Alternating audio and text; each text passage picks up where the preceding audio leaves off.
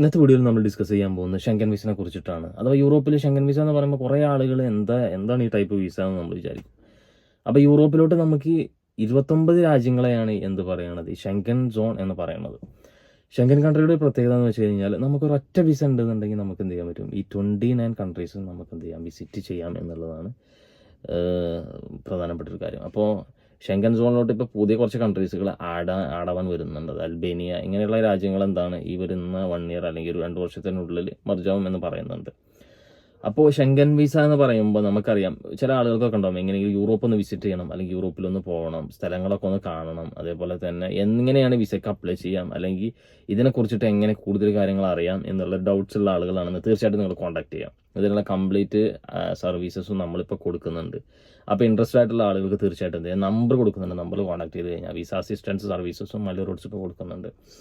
അപ്പോൾ ഇതിനകത്ത് നമുക്ക് ആദ്യം തന്നെ വേണ്ടത്, എസ്പെഷ്യലി യൂറോപ്പിലെ ഷെങ്കൻ സോണിലാണ് നിങ്ങൾ വിസിറ്റ് ചെയ്യുന്നത്. അപ്പോൾ നിങ്ങൾ ഫോർ എക്സാമ്പിൾ നമ്മൾ എടുക്കുന്നത് ഇറ്റലിയാണ് നിങ്ങൾ വിസിറ്റ് ചെയ്യാൻ ഉദ്ദേശിക്കുന്നത് എങ്കിൽ ഇറ്റലിയിലോട്ടുള്ള ഒരു വിസ അപ്ലൈ ചെയ്താൽ മതി.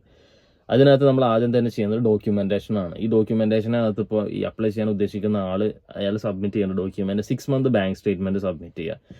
അതേപോലെ തന്നെ നിങ്ങളുടെ പാസ്പോർട്ടിൻ്റെ കോപ്പി, അത് അറ്റ്ലീസ്റ്റ് 6 മന്ത് വാലിഡിറ്റി എങ്കിലും നിങ്ങളുടെ പാസ്പോർട്ടിന് ഉണ്ടായിരിക്കണം. അതേപോലെ തന്നെ നിങ്ങളുടെ വർക്ക് ചെയ്യുന്ന ആളുകളാണെന്നുണ്ടെങ്കിൽ അവരുടെ കമ്പനിയിൽ നിന്നുള്ള NOC, ലീവ് സാങ്ഷൻ ലെറ്റർ, പേ സ്ലിപ്പ്, ഈ കാര്യങ്ങൾ ഡോക്യുമെൻറ്റും കൂടെ നിങ്ങൾ അതിൻ്റെ കൂടെ സബ്മിറ്റ് ചെയ്യുക. അതേപോലെ തന്നെ ITR അഥവാ ഇൻകം ടാക്സ് റിട്ടേൺ ഫയൽ ചെയ്യണം എന്നുള്ളത് പ്രധാനപ്പെട്ട ഒരു കാര്യമാണ്. അപ്പോൾ അതൊരു 1 ഇയറോ അല്ലെങ്കിൽ 2 ഇയറോ ITR ഫയൽ ചെയ്തതിൻ്റെ ഡോക്യുമെൻറ്റ്സ് നിങ്ങൾ സബ്മിറ്റ് ചെയ്യാം. അതേപോലെ തന്നെ പിന്നെ നമുക്ക് വേണ്ട പ്രധാനപ്പെട്ട ഒരു കാര്യം നമ്മളുടെ ബാക്കിയുള്ള ഡോക്യുമെൻറ്റ് പ്രിപ്പറേഷനാണ്. അപ്പോൾ ആ ഡോക്യുമെൻറ്റ് പ്രിപ്പറേഷനും കാര്യങ്ങളും ഇതിനകത്ത് നമ്മൾ തന്നെ ചെയ്യുന്നുണ്ട്. അപ്പോൾ ഇൻട്രസ്റ്റഡ് ആയിട്ടുള്ള ആളുകൾ, യൂറോപ്പിലോട്ട് വിസിറ്റിങ്ങിന് ഉദ്ദേശിക്കുന്ന ആളുകളാണെന്നുണ്ടെങ്കിൽ തീർച്ചയായിട്ടും ഇവൻ കോൺടാക്ട് ചെയ്ത് കഴിഞ്ഞാൽ അതിനുള്ള കംപ്ലീറ്റ് അസിസ്റ്റൻസ് സർവീസസും നമ്മളെ സൈഡിൽ നിന്ന് പ്രൊവൈഡ് ചെയ്യുന്നതാണ്. അപ്പോൾ നമ്മുടെ ഓഫീസസും കാര്യങ്ങളൊക്കെ മലപ്പുറം ജില്ലയിലെ മഞ്ചേരിയാണ് വരുന്നത്. അപ്പോൾ ഇൻട്രസ്റ്റഡ് ആയിട്ടുള്ള ആളുകൾ എന്ത് ചെയ്യുക, ഞാൻ നമ്പർ കൊടുക്കുന്നുണ്ട്, അതിനകത്ത് കോൺടാക്ട് ചെയ്ത് കഴിഞ്ഞാൽ നമ്മുടെ സർവീസസും കാര്യങ്ങളും എന്തൊക്കെയാണെന്നുള്ള ഡീറ്റെയിൽസ് നിങ്ങൾക്ക് കിട്ടും.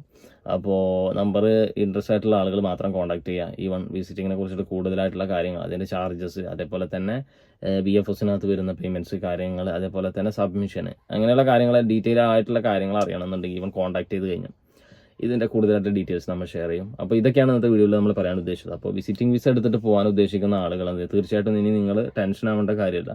കാരണം നമ്മൾ തന്നെ കംപ്ലീറ്റ് അസിസ്റ്റൻസ് നിങ്ങളുടെ നിങ്ങളുടെ വിസ അപ്രൂവ് ആവുന്നത് വരെ നിങ്ങളുടെ കൂടെ നിന്നിട്ട് എല്ലാ കാര്യങ്ങളും നമ്മൾ തന്നെ ചെയ്തിരുന്നതായിരിക്കും. അപ്പോൾ ഇൻട്രസ്റ്റ് ആയിട്ടുള്ള ആളുകൾ കോൺടാക്ട് ചെയ്യാം, നമ്പർ ഞാൻ കൊടുക്കുന്നുണ്ട്. അപ്പോൾ എന്ത് ചെയ്യാം, നമുക്ക് വീണ്ടും പുതിയൊരു വീഡിയോയുമായിട്ട് കാണുന്നത് വരെ good bye, thank you for watching.